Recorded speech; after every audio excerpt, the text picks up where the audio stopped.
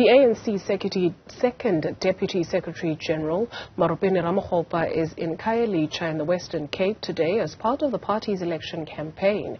She has a daunting task of articulating the party's commitment to addressing service delivery concerns faced by communities in the province.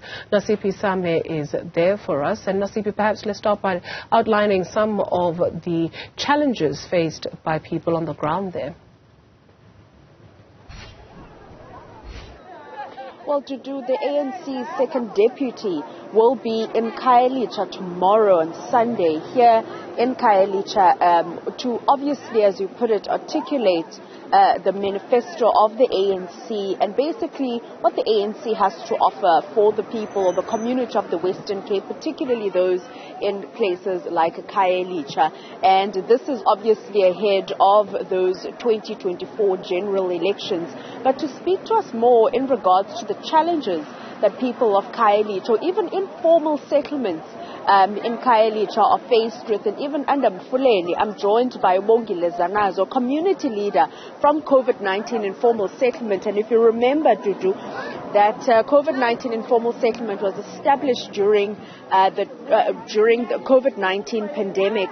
Bongile, the ANC second deputy is coming to Khayelitsha tomorrow, obviously to articulate what the ANC has to offer for the people here.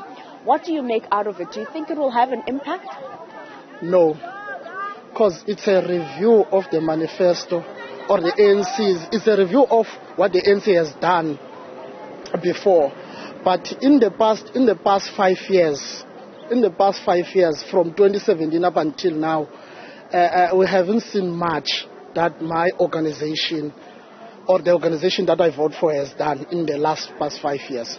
So I don't think there's an impact that the manifesto review that is going to do to our people. What are the challenges that the people of COVID-19 or even informal settlements are faced with? It's basic service delivery, housing, and unemployment. And if we can look those three things, especially the unemployment, basic services. In COVID, a lot of young people, are unemployed. There are no basic services.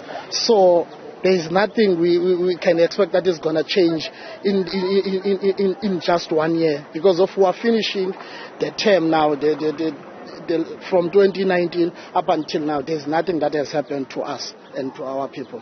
Do you feel like this is perhaps a tick-box exercise for the ANC, as we do know that the top brass of the ANC has been crisscrossing the provinces with these election manifestos?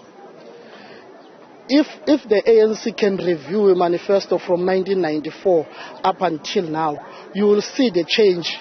How small is the change or how big is the change? Maybe. But to us, to me, to the people of COVID, there is no change from 2017 from 2019 up until now. So I don't see any change from the manifesto review that is going to bring to our ordinary people. And going back to COVID-19, which was possibly one of the biggest land occupations during the COVID-19 pandemic, there's still no basic services. I understand that there's been interventions from both local and national level. What has that brought to the table? Nothing, just hope. Because of our people were hoping our government, provincial, national, and the city is going to act with speed to implement the agreements that we had with the city, national and provincial government. But there is nothing. You know, what happened in COVID, it's something else. And a lot of people were unemployed, a lot of people lose their jobs. So there is nothing that has happened at all. If you could just paint a picture for our viewers. I mean, recently we experienced these heavy rains, but paint a picture for our viewers what COVID-19 looks like. I mean, you speak about the lack of service delivery, but does that mean no toilets? Where do people relieve themselves? Next to N2, next on the road. If you said there is COVID-19, it's like a ghost town currently. A lot of people are staying in the walls, left their houses, and there are things that are happening, and there's too much crime that is happening, like rape and others. And most of women are affected by those things that are happening. So if you're saying that this election manifesto is going to serve nothing for, people at grassroots level, what language then do you think that the ANC, perhaps the national government, might just understand to feel the plight of the people of places like COVID-19 and informal settlement? The only thing that they need to do is to implement what they promised, is to implement the manifesto, is to implement what we agreed upon in these ANC conferences. Because if they are not implementing, they are picking and choosing what to implement, what not to implement.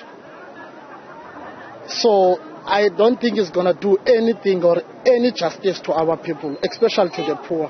What would be on the top of the agenda for you on the ANC manifesto that will trickle down and see some sort of change at grassroots level? Is to reduce unemployment, nationalize the Reserve Bank, bring about the change and the corruption. Look now, there is load shedding. We don't have any electricity in COVID. We have to come to Site C to do all the other things. But there is load shedding. Reduce the load shedding. Cut the hours in load shedding into 30 minutes. Can you imagine you are losing 4 hours a day in an 8 day? Cut those into 30 minutes so that people can get work, because people are still losing work. We're in an economy that is bleeding out jobs. So how do we stop that from happening if we still have load shedding? So if the manifesto review doesn't agree, or if the manifesto, if in 2017 Congress, and we discuss other issues, we discuss electrical issues, and we have an agreement. So if we don't implement those things that we agreed upon, then we are losing. Bongile Zanazo, the community leader of COVID-19 informal settlement, saying the election manifesto that is coming to Khayelitsha tomorrow will serve no purpose, taking into account, as he put it, that the ANC has failed to implement its own policies, and the fact that the policies that are being implemented are not trickling down to grassroots level will obviously do nothing for this community. I'll just ask my colleague to pan to the right and show you the long queue of people from Taiwan informal settlement here in Khayelitsha. We will be speaking to one of the community leaders not too long from now, and these are basically people queuing outside the library here who are going to register for houses, as we do know that this particular community not too long ago, a couple of months ago, had a shutting down a portion of the N2, basically calling on for basic services, particularly a housing development, as we do know that Taiwan is one of the oldest informal settlements in Khayelitsha, where people have been on the housing waiting list for over 20 years. And basically what you see here is residents from Taiwan, or rather from this particular ward, but majority of them from Taiwan, queuing to just put their names on that list in order for them to benefit from the housing development. Nasiphi Same, we look forward to hearing from some of those people who have joined that long line waiting to register for houses, and find out how long they've been waiting in the queue for. Nasiphi Same, for now we say thank you.